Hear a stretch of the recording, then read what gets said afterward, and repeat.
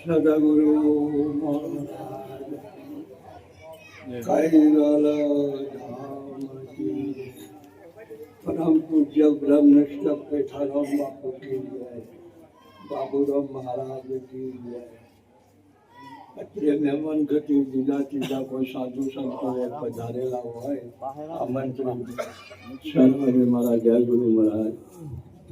પછી બાબુભાઈએ એક મહાન ભગીરથ કાર્ય કરી અને આપણા ઘરના ઓગણા ગંગા લાખો જીવાત્માઓને આનંદ કરાયો. એ બદલ એમના પણ જય ગુરુ મહારાજ. પછી અહીં પધારેલા સંતો મહંતો જ્ઞાની જ્ઞાની ગુપ્ત પ્રગટ નામી અનામી દેખદારીઓ 52 પંથાના દેખદારીઓ સાધુ સંન્યાસી શેઠ સાધુ ગુજરાતના કોઈ પણ ખૂણા ઝૂંપડી બોધીના સંત રહેતા હોય એમના લાખો લાખો વંદન મારા. બીજું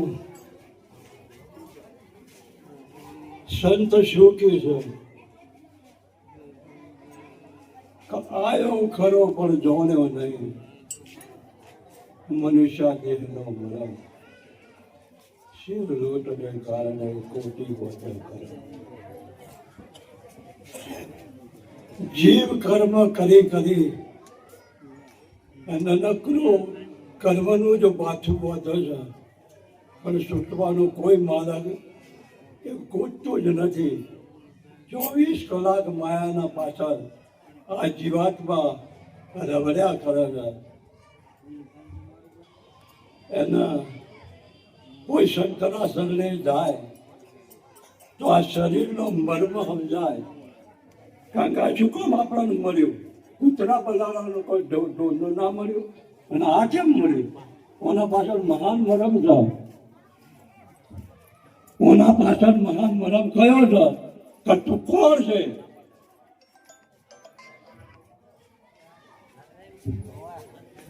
આજે એની અંદર ક્યોથી આવ્યો છે?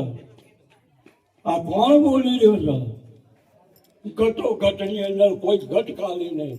કૂતરું જુઓ તો કૂતરાના પરમામાં, ગાય ભેંસ જુઓ તો ગાય ભેંસના પરમામાં, દરેકની અંદર જેને જેવો ઘાટ મળ્યો એ પ્રમાણે ચેતન અવાજ કરી રહ્યો છે. આ બોલનારો કોણ છે? એનો આ જાણવા માટેનો મનુષ્યનો ઘાટ મહા મોટો મરમ છે. ક્યાંથી આવીને ક્યાં જવું? આ શરીર પડ્યા પછી અંધારું થઈ જશે તો કોઈ પડેલું આપણને વસ્તુ ઘરમાં પણ દેખાતી નથી. તો વીજળીના ચમકારા મહાપુરુષોને એનું કહેવું છે કે આ સુરતા રૂપી શબ્દની અંદર તો આ શબ્દ રૂપે મોતીને પરોવી લે તો આ અજવાળક અને પિંડ બ્રહ્માંડ બધું ઉઠશે. પણ અંધારે ગમે એમ ગોથો મારશે તો નહીં જણાય. પછી આ જગતનો જીવ પોતાને મૂકી અને જપ તપ તીરથ ભરત કથા કીર્તન યોગ ભજન સમાધિ આની અંદર પડ્યો છે. જીવને પાછું વળવાનો જીવ થતો નથી. હું કોણ છું? અને દોડ કાઢી છે. પાછો વળે તો કંઈક વિશ્રામ મળે અને ખ્યાલ આવે. એટલે આ જે મનુષ્યનો દેહ આપણને મળ્યો છે, આ મનુષ્યના દેહની અંદર આ ચિંતામણી સરખો અંદર જે પ્રાણ ચાલી રહ્યો છે, જીવનો શ્વાસ તણી શકાય ગરમો ઘડી ના રાખા ભાઈ. આ શ્વાસની કેટલી બધી મહાપુરુષે કિંમત ગઈ છે કે આ શ્વાસ જો જતો રહેશે તો અંધારું થઈ જશે, તારું કોઈ કાર્ય સિદ્ધ નહીં થાય. એટલા માટે આ શ્વાસનો ઓળખ, શ્વાસો શ્વાસ મેં નામ લે, મીઠા શ્વાસ મત કોઈ ના જાણે આ શ્વાસ કો તો આવન હોય કે ના હોય. આ શ્વાસની અંદર આ કાયમ શ્વાસ 24 કલાકની અંદર 21,600 વટા મારી રહ્યો છે. પણ જો એને જીવને ખબર ન હોય તો આયા શરીરમાં આવવાનો કોઈ મતલબ નથી. અને આપણે એને જોડ્યો નહીં. આ ધોળો થઈ ગયો 80 વર્ષ થઈ ગયો તો આ કોણ છે શ્વાસ લેવાનો? આ કોણ ઊંચું નેચું થઈ રહ્યું છે? આ ઉંમરમાં આટલી ઉંમરે જોઈને ન જોડ્યો.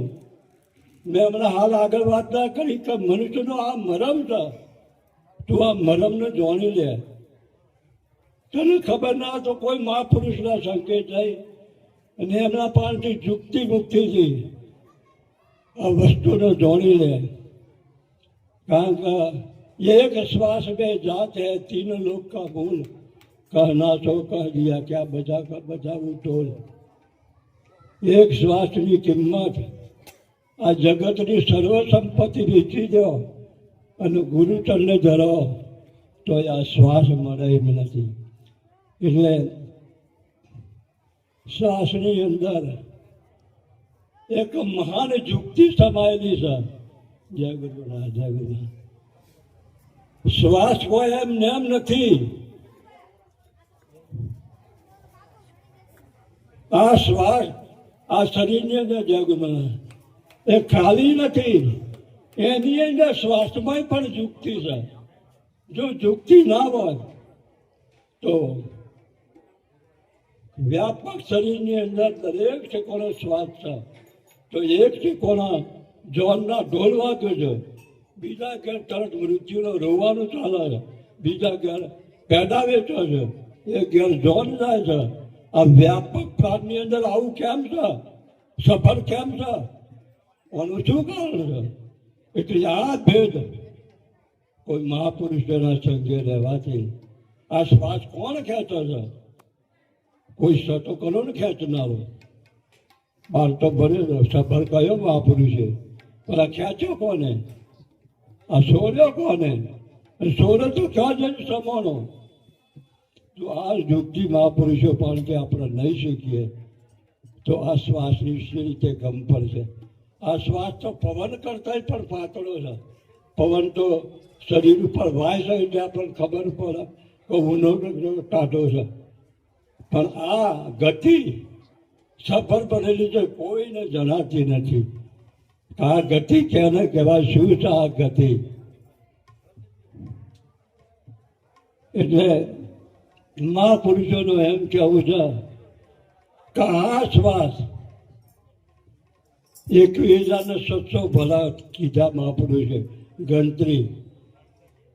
પણ 1 મિનિટની અંદર 15 શ્વાસ હોય છે અને 1 કલાકની અંદર 900 જવાબ થાય જંપા જાપ થાય અને 24 કલાકમાં 21,916 જંપા જાપ થાય છે. હવે આ જો 24 કલાકના જે જાપ જંપા છે આ કાયાની અંદર અષ્ટકમળ 8 કમળો છે. આ કમળોની અંદર ફરી અને પાછા અણિયકર ઉપર આવી અને મહાસુદીની અંદર પ્રાણ પાછો જતો રહે છે. એટલે આ કમળોની પણ ખબર નથી આપણને. ઘણા ખેડા કહે છે કે કમળની શું જરૂર છે? શ્વાસની શું જરૂર છે? શ્વાસ વગર આ તારી કાયાનો જે ચલાવનારો છે એ તને કોઈ કાળે ભવો ભાવ સુધી પણ તને ખબર નહીં પડે. કારણ કે મહાન યુક્તિ આ શ્વાસની અંદર રહેલી છે. એટલે આ યુક્તિને જોડવી અને નિરંતર રાત દાડો એના પાછળ ભજન કરો. માલિકે તમને સદગુરુએ જેમ તેમ કંઈક કોઈ હાલ્યું હોય એના પાછળ ખૂબ રચા પચા રહી અને એને જોડો કે આ સ હું બાપુ જય ગુરુનાથ. બીજા કોઈ હાલો જય ગુરુનાથ. બધાનો ટાઈમ થોડો થોડો મારે.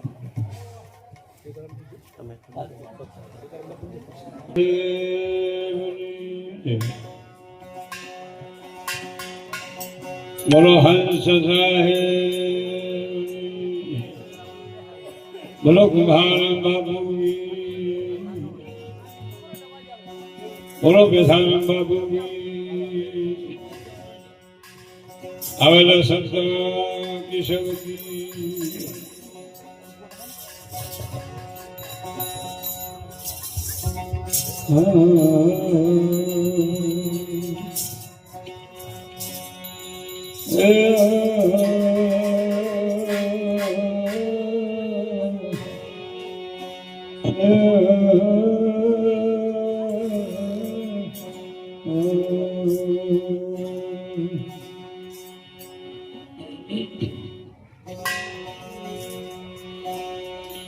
નમો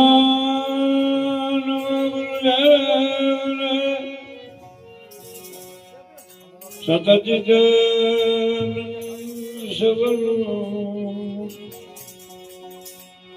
સર્વવ્યાપી વ્યોમ સદય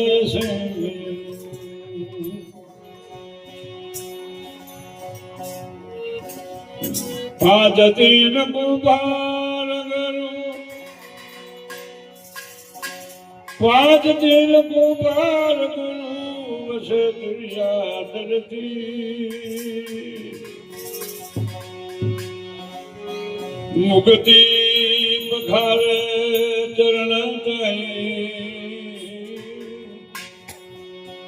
હો સો ગુરુ ॐ सो गुरु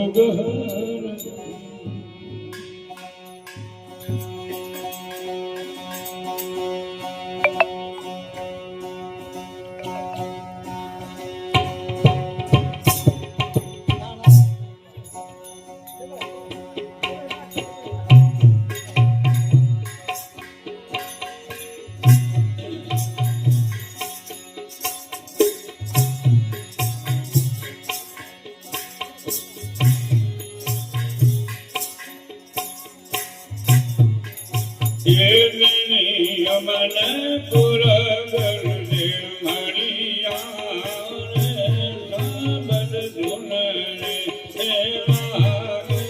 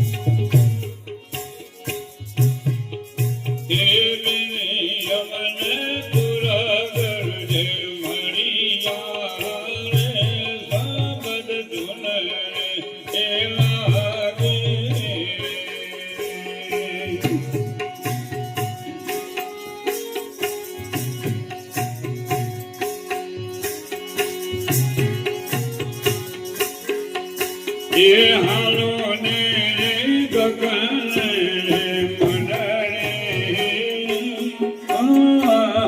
હમારા એ સામવતે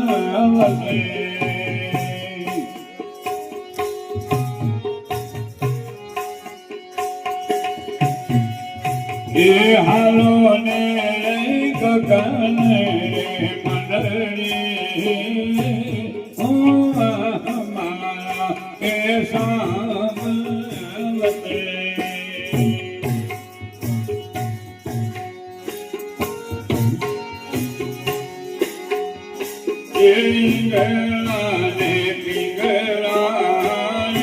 સુખ મનસે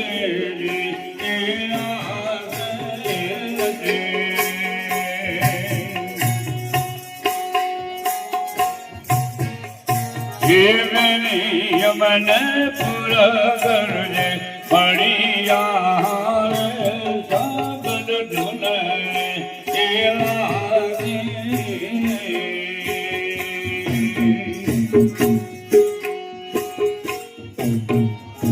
એશિયા મને પૂરા કરજે મળિયા સગડ તુન એ લાગે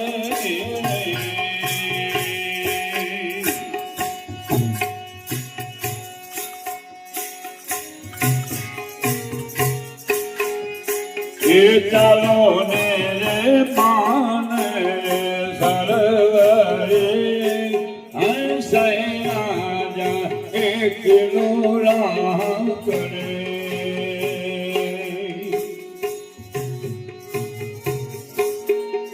એ ચાલો ને રે માન સરવરે હૈસૈયા એક રાહ કરે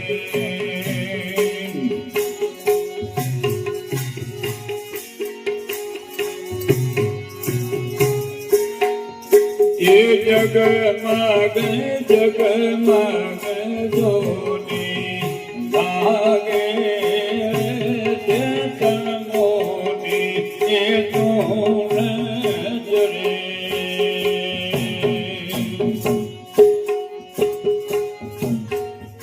એ વિનિય મને પૂરા કરજે મળિયા શબ્દ ધૂન એ લાગે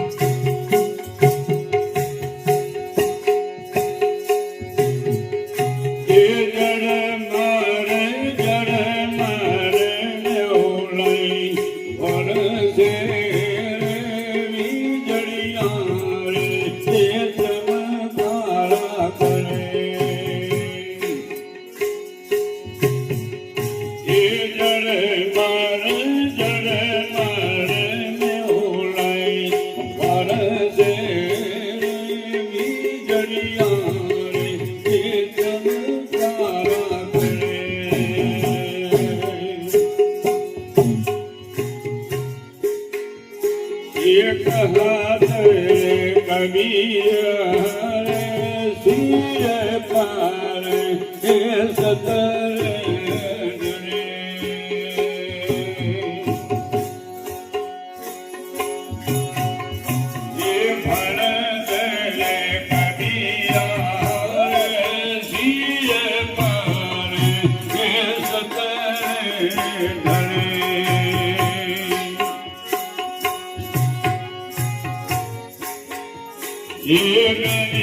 મને પૂરા કરજે મળિયા સગડ ધૂન એ લાગે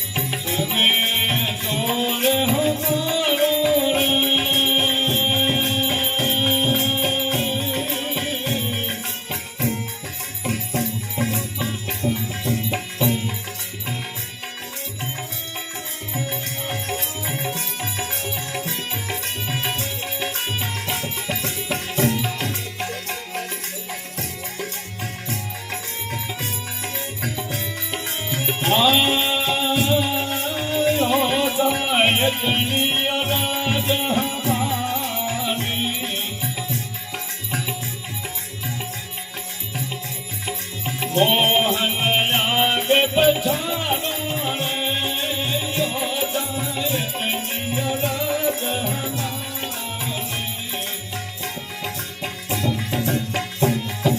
મોહન આગે પછાડો રે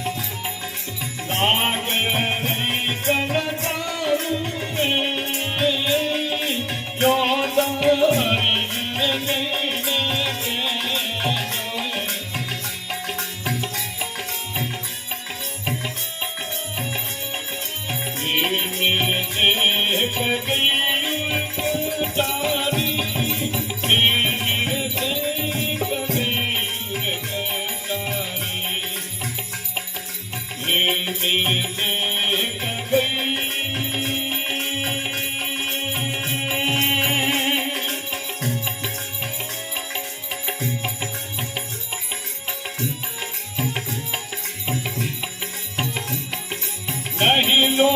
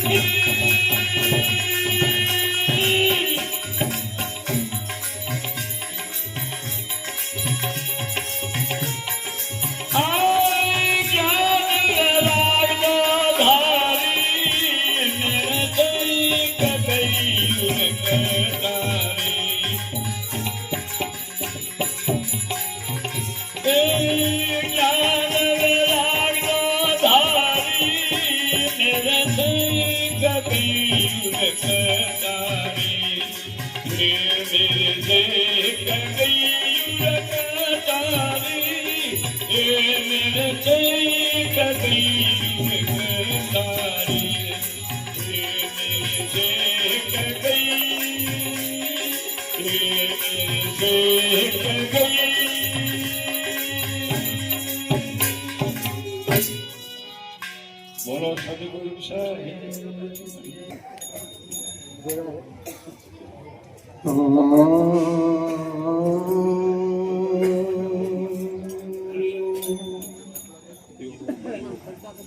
बोलो सदगुरुदेव की जय। बापू पिथाराम महाराज की जय। बापू कुंभाराम महाराज की जय।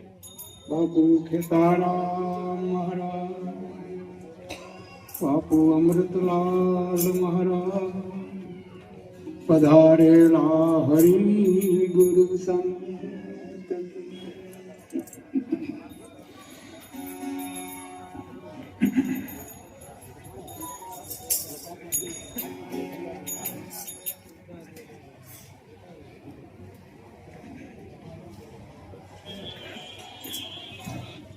सुखी सुखी सब कहे सुख में जानत न, सुख स्वरूप आत्मा न जाने तो सुख हो।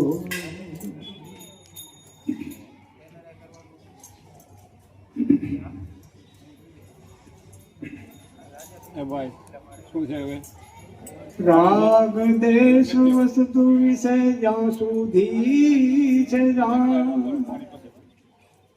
ત્યાં સુધી રવિ દૂર છે અખંડ પદ નિર્વાણ.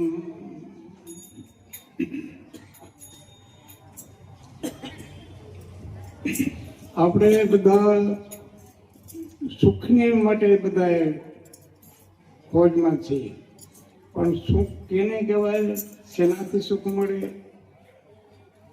એ આપણે જાણવા માટે સંતોની પાસે જવું પડે. પણ જ્યાં સુધી રાગ દ્વેષ છે તો રાગ દ્વેષ છે ત્યાં સુધી વસ્તુ દૂર છે, ત્યાં સુધી અખંડ પદની વાતો કરીએ પણ અખંડ પદ એમાં મળી શકતું નથી. રવિ સાહેબ,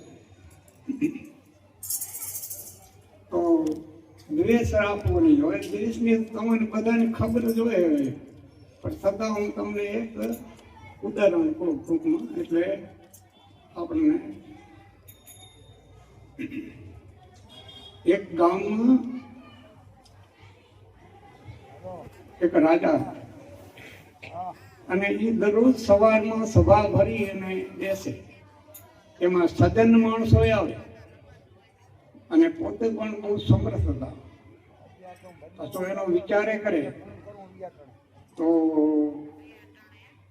અને એક ગામમાં સુખી હતો એક વેપારી, અને એમને એક ચંદનનો વેપાર. એને પાસે મિલકત બોરી, પણ હવે ચંદનનો વપરાશ કેટલો, આપણે થોડોક ટુકડો લઈ આવી ઘસી તિલક કરીએ તો હવે એમાં તો એનો નિર્વાહ હાલે. રાજાને તો આવક ઘણી, તો બધા સાથે બેઠા હોય, ભેગા મળે, કોઈ વ્યવહારિક વાત કરે, કોઈ સત્સંગ કરે, બધું કરે. તો થોડોક ટાઈમ થયો એટલે એ ચંદનના વેપારીને એમ થયું કે મારો ખાલી આમાં નિર્વાહ હાલે છે, પણ મારી પાસે મિલકત મોટી, પૈસા ધન કાંઈ આવતું નથી. પણ જો એ કે જો રાજા જો મરી જાય તો એ ચંદનના લાકડા ખરીદે, એનો અગ્નિ સંસ્કાર થાય તો એનું ધન મારા ઘરમાં આવે. હવે આવો એને કભાવ જાગ્યો. તો કભાવ જાગ્યો એટલે થોડાક સમય પછી એને રાજાને પણ એમ થયું કે મારે આટલું ધન છે અને ધનવાન એક ચંદનનો વેપારી છે, તો હવે એને જો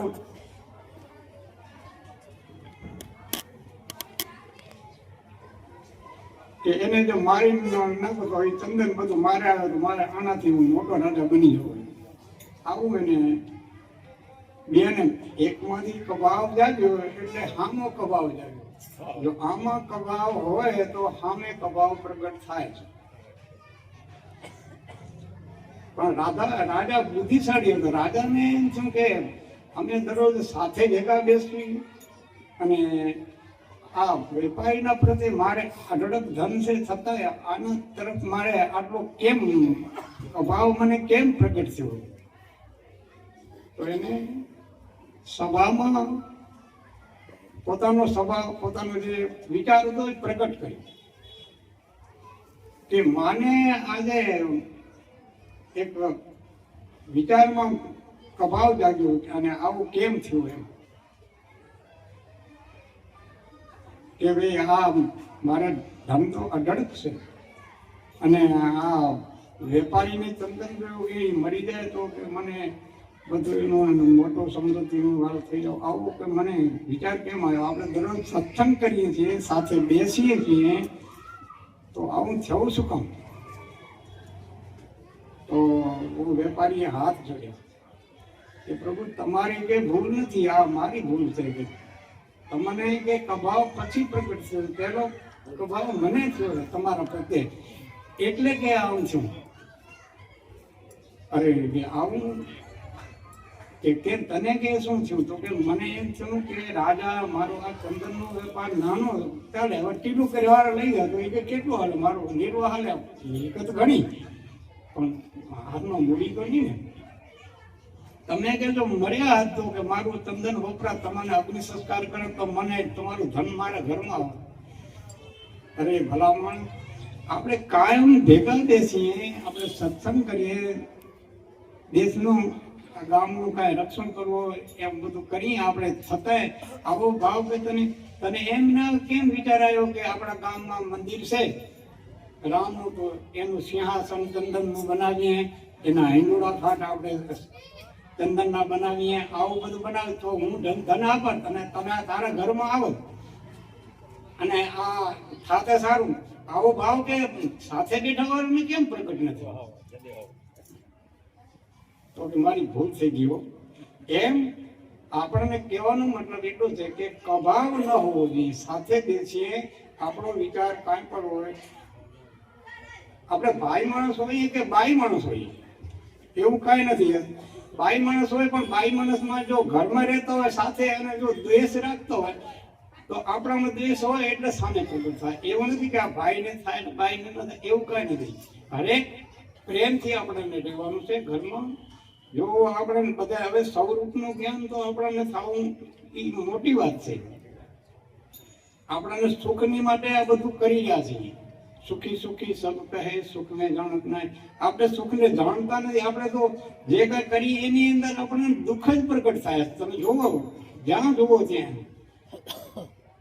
તો સુખ તો એક સ્વરૂપ જે સત્ય છે એનું સ્વરૂપ આપણે એનું સ્વરૂપ કહેવાય, સત્યનું સ્વરૂપ કહેવાય. પણ સત્ય તો બધે ઠેકાણે કીધું કે ભાઈ વ્યાપક છે, આ છે, બધું નિરાકાર છે, આ બધું શબ્દથી. પણ શબ્દથી જે છે તેને જાણવાનું છે. એને જો નક્કી કરાવે, સંધિ કરાવે તો બરાબર. આપણને એમ કહે કે ભાઈ હું કોણ છું, તો હું કહું, હમણાં જ કહું લ્યો કે હું આત્મા છું. પણ આત્મા તો બોલે નહીં, એને મોઢું નથી, આંખ હાથ પગ કાંઈ નાખું, કાંઈ ખાતું નથી, કાંઈ એને કેમ કહેવાય? પણ આ દેહને બાદ કરી, 52 અક્ષરનો આ દેહ છે, અને બાદ કરી અને પછી શું વધ્યું? જે તે વધ્યું છે તે તું છું, તે હું છું. એમ જો એવી દ્રષ્ટિ થાય એની, એનો વિચાર, તો એનું કામ થાય. તો આ આપણને દ્વેષ બી છે. દ્વેષ કોઈથી રાખો નહીં. રાગ દેશ કોનો કરવું? કોણ પુરુષ કોણના? સગળે દેખે બ્રહ્મને વસ્તુ સચરાચર. આપણે સચરાચર બધી વાતો કરીએ છીએ, પણ દ્વેષ હોય તો નહીં. રવિ સાહેબ તો એમ કહે છે કે ભાઈ રાગ દેશ કે કેનો કરો? કોણ પુરુષ કોણના? આ બધા પુરુષ જ છે. જો જ્ઞાન દ્રષ્ટિએ જોઈએ તો બધામાં પુરુષ તો છે. તો પછી આ એમ કાંઈ ના હોય. જો સુખી થવું હોય તો દ્વેષ કોઈ પ્રત્યે રાખવો નહીં, અને તો જ આપણે સુખ મળે. આપણે બીજાને સુખ આપીએ તો આપણને સુખ મળે. આપણે કોઈની સેવા કરીએ તો આપણને સેવા મળે. અને આપણા ફરજમાં આવતું હોય એ તો આપણે કરવું જ પડે. આપણા ઘરની અંદર કોઈ પણ સભ્ય હોય, માતા હોય, પિતા હોય, સાસુ હોય, સસરા હોય, જે કોઈ હોય, એ જેમ છે તેમ, ગુરુ હોય કે જે કાંઈ હોય, પણ બધાને આપણે આ બધા આપણા ફરજમાં આવે છે તો આપણે એની સેવા કરવી. અને સેવા કરીએ, સેવા કર્યા સિવાય આપણો અહમ જાશે નહીં. અને જેને સેવા કરી છે ને એનું જ કામ થયા છે. અને સેવા કર્યા વગર આપણને આપણો અહમ હોય છે. એ સેવા કરવાથી અને સ્મરણ કરવાથી આપણો અહમ જાય. કોઈને નમસ્કાર કરવાથી આ બધું અહમને મટાડવું હોય તો આપણને એવી રીતે મળશે, એમને મળશે નહીં. મટાડવા માટે આવું છે. તો દ્વેષ કોઈથી રાખવો નહીં. અને ઘરમાં બધાને મળી રહેવું. ઘરમાં જો દ્વેષ હોય, હવે એને આખી ઉંમર જો એને સંગમાં રહેવાનું હોય તો આપણો સમય નીકળે કે નહીં. જો ભાવ હોય તો આપણો સમય વીતે, અભાવ હોય તો વીતે નહીં. એમ એવી રીતે જીવન જીવવા માટેની આ એક કળા છે. આવું સંતો કહે છે. અને એવી રીતે આપણે પણ સત્સંગમાં, ભજનમાં, કીર્તનમાં જ્યાં પણ જઈએ ત્યાંથી સદગુણ લઈ આવો. દુર્ગુણ હોય એ મૂકી દેવાનું. પણ ઘણા માણસો જાય તો ત્યાં સભામાંથી દુર્ગુણ લઈ આવે. અવગુણ હોય એ જોઈને પોતે આવી જાય, ઉડવું હોઈ જાય ને આ રાત બધી જાગે. હવે એનું અવગુણ લઈએ એટલે જાગવું પડે ને. તો એનું અવગુણ લેવાની આપણને જરૂર શું? એમ આપણે ક્યાંય પણ જઈએ તો સાર વસ્તુને ગ્રહણ કરવી, અસારનો ત્યાગ કરવો. સુખ મેળવશે, એમાંથી સુખ મળશે આપણને. સુખી થવું હોય તો બધાને માટે આ ઉપાય છે. સમજ્યા? આપણે નામની વાતો કરીએ, આ કહીએ, આ બધું બરાબર છે, પણ એ આપણને મળવું આ એક જન્મમાં કોઈને થઈ શકતું નથી. પણ મનુષ્ય જન્મ મળ્યો છે, કોઈને પણ આપણે કાંઈ વિચાર, આપણને જે કાંઈ સમરણ આપ્યું હોય, આપણને જે કાંઈ આપ્યું હોય, જ્ઞાન આપ્યું હોય, અરસપરસ બેહી અને તમે એનો કાંઈ ને કાંઈ વિચાર કરો અને વિચાર કરીને એકબીજાને અરસપરસ પ્રશ્ન પૂછો.